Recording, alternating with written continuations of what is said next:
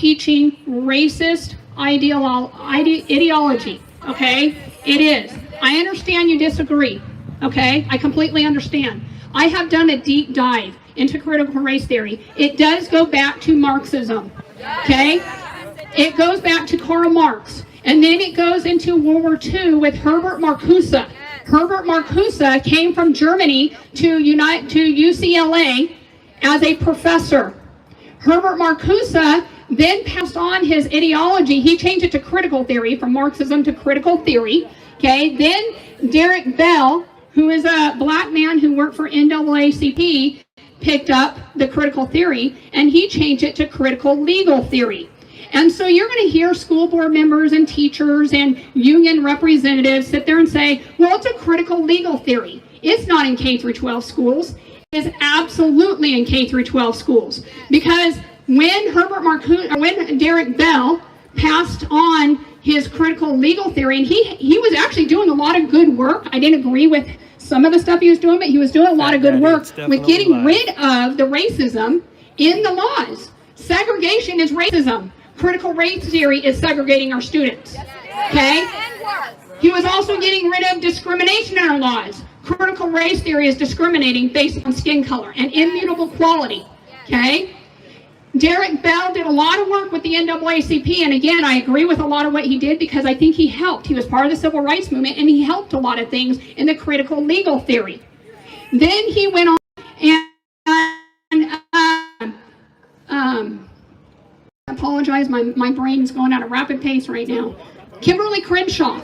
She was taught by Derek Bell. Kimberly Crenshaw is another black professor. I want you to notice the pattern. We had a professor, then we have Derek Bell, professor, now Kimberly Crenshaw, professor.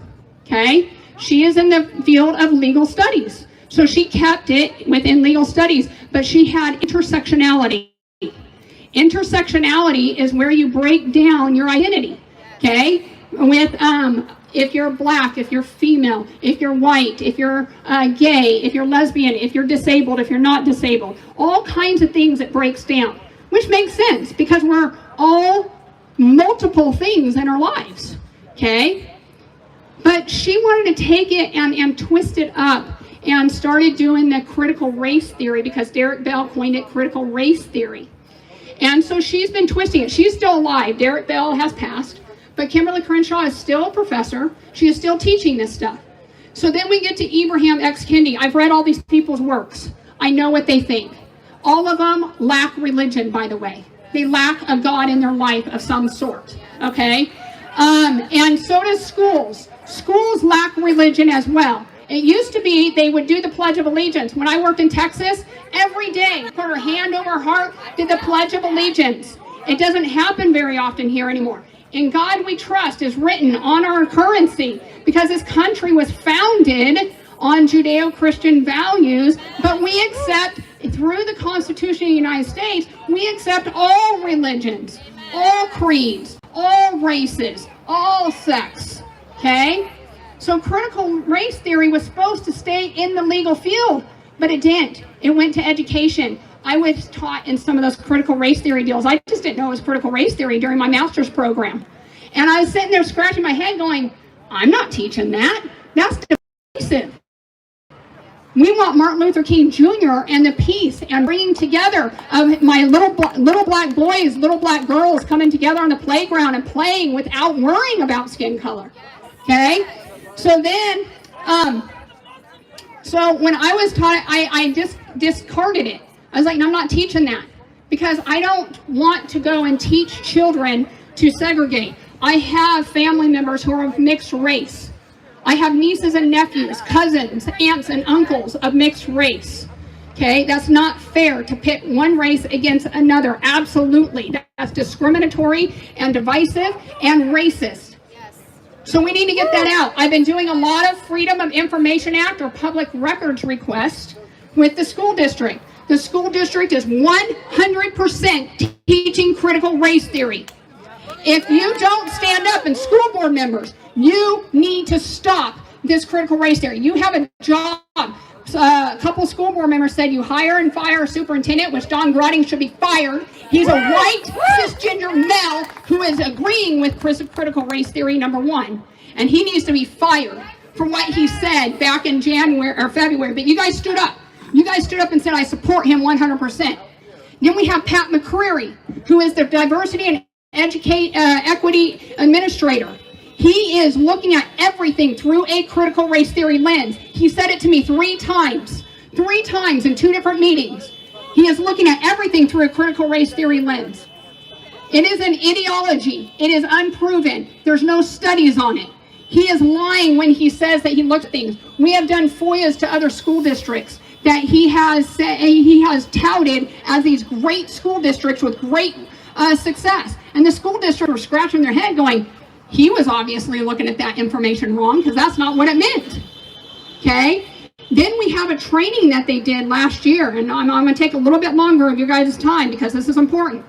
Training last year during the middle of COVID. The middle of COVID, everybody. They were going to have in-person, in Cottage Grove, at a resort, 20 individuals, including the Beaverton Education Association president, who is the union president, and the vice president, to go down and pay $1,700 per person to take this training on equity and inclusion. I have the materials from that training. It is critical race theory, divisive garbage. You go to Build Back Basics in Education on Facebook, and I am posting the stuff from those trainings. It is there for all to see. They are trying to charge me $4,000 to get more information, okay? They should not be charging $4,000. Beaverton School District, this is in the public's best interest for the sake of argument. We, the people, need you to be transparent. You're not being transparent.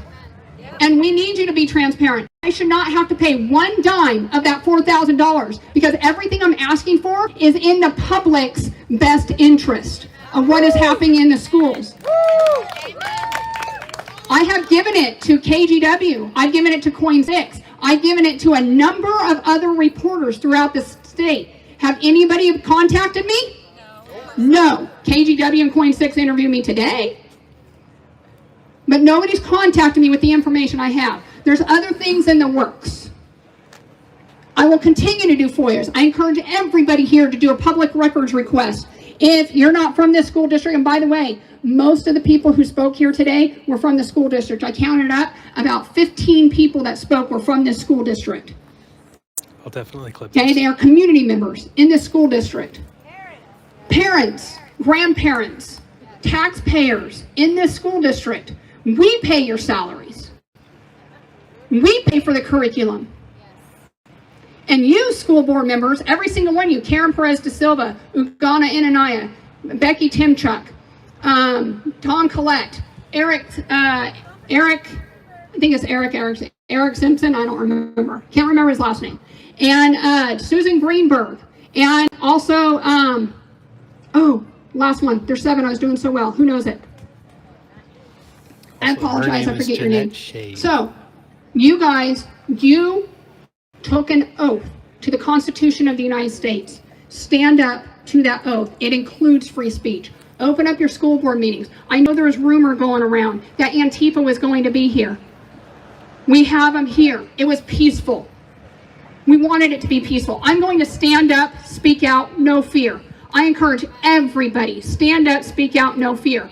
Okay, Washington County is not Multnomah County. We have a DA that will prosecute. We have, I talked to Beaverton Police Department and Pat Garrett at one point to talk about what I was doing today. They're around. Let's just put it that way. Okay? And to everybody behind me who was shouting us down, by the way, we are all here, and if you notice the big crowd that was here, it wasn't what they thought it was. But the crowd behind me, we love you. We care for you. We want the best for you. But you need to understand. You need to understand that critical race, I encourage the students back here. There's several students back here. I encourage you to really deep dive into critical race theory and what it is. Do your studies of it. Make your own decisions, okay? As an English teacher, I did that. Every single day in my classroom, my students never knew my political ideology. Never. They asked me all the time. And they never knew because I showed all sides when we were studying something. And then they made the decision. Okay? They made the decision.